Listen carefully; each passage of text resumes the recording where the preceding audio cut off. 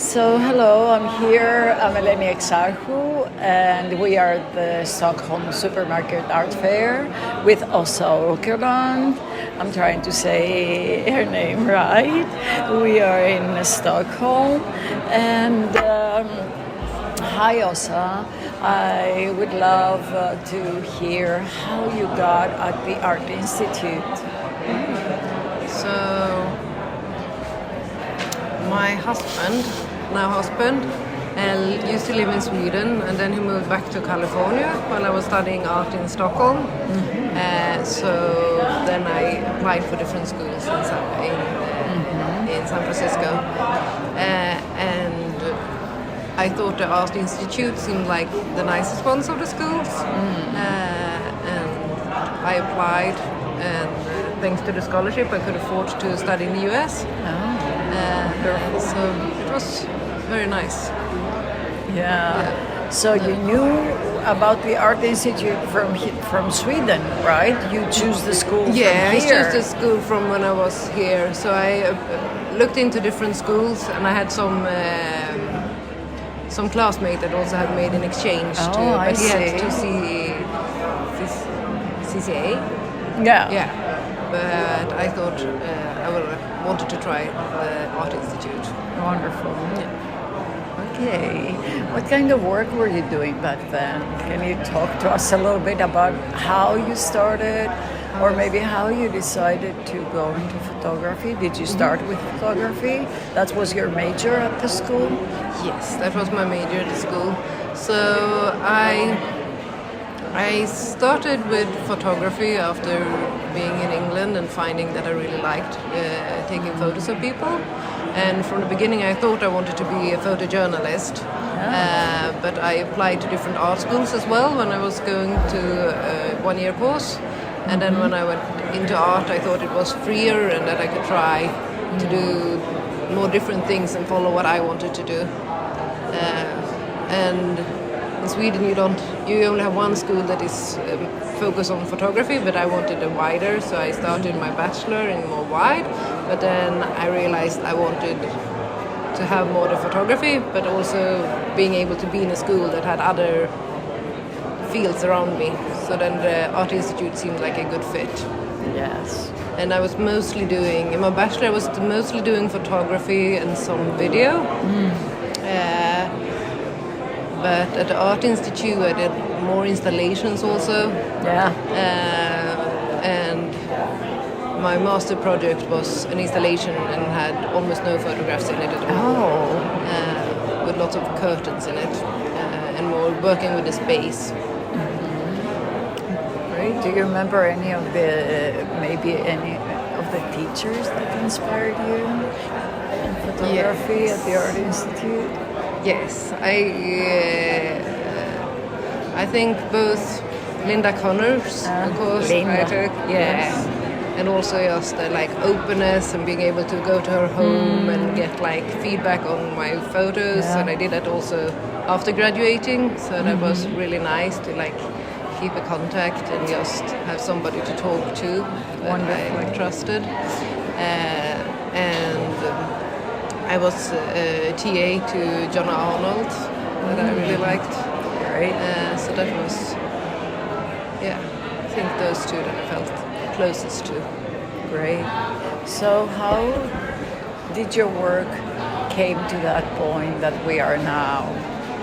Did it go through a lot of phases? I know you're doing something else too. You're studying now again. So tell me a little bit about you and about how your work is what we're showing here in this show today. Yeah. This show today is work that I did a while ago. That is photographs that I did at a home in England that I used to work in. And I think now also I've gone back to doing more photographs again because I had children, and then I started working more from home and it stopped being so much installation based. And it also, I photograph people, but I also photograph a lot of environment now with what I'm working with. And I don't know if my studies, that I'm studying psychology, is really influencing the work yet, but I hope that it will be more of a clear, that I can like see how I inspire from it later on. Maybe they will change, through you. Yeah, probably. Yeah. It feels like it's also so my bachelor work was about like the 7 basic effects that you have, so it was like still based, and I feel like I actually understand it now more, and like understand different theories, and like have more understanding for my old work. That's which is wonderful. interesting. Yeah. Sometimes, we understand ourselves and our work much later. Yeah, definitely. It feels like I can see different, and I think like what is important to me and what I think about is like also I can like see that when I photo the environment now, that I like how important that has become to me, that I can understand it more lately. I think that took a long time for me to like realize the impact of the environment. Great. So tell me a little bit about this project. What is the title, and how did you started working? Because it's very interesting. It is a work with special people and the environment. Tell me a little bit about this project, how it started and how the idea maybe came to you. So it is a place in England, a series called Forester Hall, and it's a home in England for adults with learning disabilities. And I used to work there when I was 20 for a year, and I really like the fact that you live in the same buildings as the people you work for and the people you work with, and it becomes very community-based. And for me it felt very much like a second home almost. And I went back many years afterwards, and it was also starting to photograph there that got me into doing photography as work.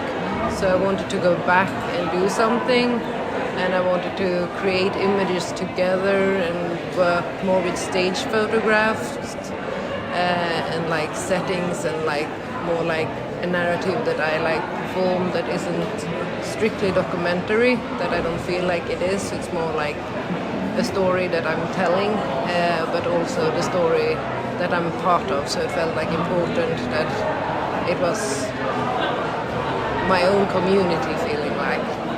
Right. Wonderful. How much time or how many years you were going back to photograph, and is this project over? Yeah, the project is not anything I do now. The photographs that is in the series was only photographed during one summer. So I went back there many years, for 5 or 6 years. I was there every summer, but the photograph project was 1 year. It would be really nice to go back. I have gone back just to visit, but I haven't gone back in a few years now. Great. So it would be nice to see and see if it's something else also. Do you want to tell me a little bit about the other projects you're working on, and how you see your work developing, and how and if it's really all these other activities, do you feel that they take a lot, or is it okay if you take a break for something and go back to it? How do you feel about your work right now? I feel like it's alright. I feel like the work I'm doing now is I photograph a lot of lichen and moss, and it was inspired from a talk on the radio that talked about how little lichen and moss and how long it takes for it to develop and how little it is in the forest. And I found a spot that I really liked that feels more biodiverse, and I wanted to do something with that. And that comes from me wanting to be more in nature, I think. But I also have projects that I did many years ago that I like. I like having fresh eyes, so I can have done many projects that I never showed to anybody, and then all of a sudden I can remember them and see why they're important and see how I can develop them and go deeper into them. I think in general I kind of need to start a project and then maybe take a little bit of a break so I can see it from a different perspective and go deeper and maybe redo the whole thing, but still work on the idea. Wonderful. Yeah, great. What would you like to? What is the thing that you keep from your years at the Art Institute? The thing in the art, or just like the feeling from the Art Institute? The energy. The energy, yeah. The energy is, I would say, a lust for the art and like a view of it not having always to be so serious, and so like you can do and you just do, and by doing it like create something. Or judged all the time? Yeah, not in a bad way. Yeah, no, Yeah. but it should come from lust, and it also like you create, and the like community feeling from it of like being a togetherness, I think. Wonderful. Would you like to tell me something else about your work and about how maybe you start thinking of a work, how you start a project? Maybe we close like this. Yeah. I would like to know how it starts building up. Yeah. And then you want to do this project. Yeah, I'm a little bit. I've been thinking about it, and I'm not totally sure about it myself. It usually like starts with an idea or like an interest or something, but I don't totally get how it's forming. I think it's forming when I start photographing. It's usually like you get in the zone, and then you like start to see, and by seeing the images you take, you like develop them further and see different layers to them, and then you like dive deeper. So it feels like they're really much shaped in the process. It feels like it's not like I have a clear idea. And I also and I don't have really like an image, like I don't have so much a sense of visual in my imagination. So I think I have like more like idea of something that I want to tell and something that is important to me. And then I like find it through searching in reality. Wonderful. So you let it develop. Yeah, I don't like, I feel like very often when I'm looking through the camera, I can like see, oh, that is what I'm going for. It's not, it doesn't feel like it's something that I like, I'm going to take an image and it's going to look like this and this, but through the process I'm like seeing different angles and what is important, and also like thinking about it in the moment, and also developing which part it is. But some has like a more clear also, like this, the Forester Hall had like a clear idea of wanting to show a community and wanting to like show in a way that I thought was important and that I hadn't seen that much. So it can be a little bit different projects. Definitely. So Åsa, thank you so much.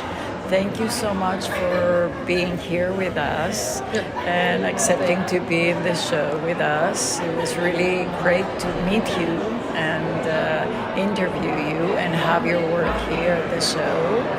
And thank you so much. We are at the Supermarket Art Fair in Stockholm, and we are all San Francisco Art Institute alumni. Goodbye, everybody.